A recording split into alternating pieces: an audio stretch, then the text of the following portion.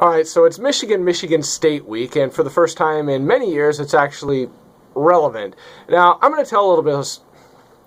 So obviously, it's Michigan State week, and the first time that this football game has been relevant in a very long time.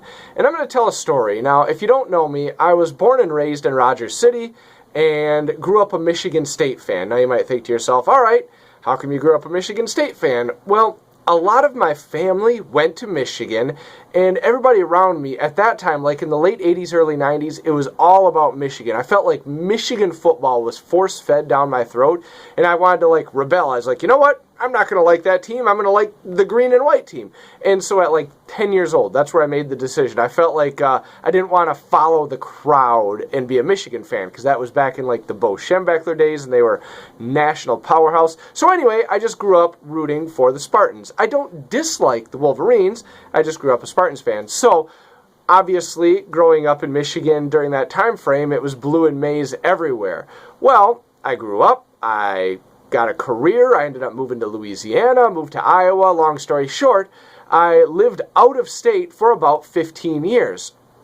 So imagine my surprise when I moved back to Michigan last year after 15 years away, and I found that most of the state had become green and white, and it's because of Michigan State's recent success, and I was amazed. You go into Meijer, and the Michigan State section was bigger than the Michigan section, and you just saw more Michigan State sweatshirts and hats and hoodies on the street, and it was like Bizarro World, because it was the complete opposite when I had moved away at 22 years old, or however I was when I moved away.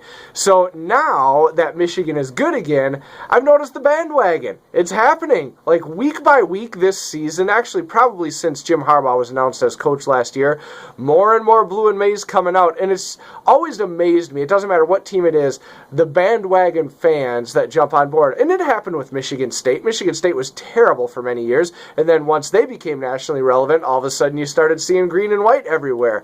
Just like the Tigers. I lived in Iowa for 10 years, and when the Tigers had their great run over the past few years, Tigers hats everywhere in Iowa.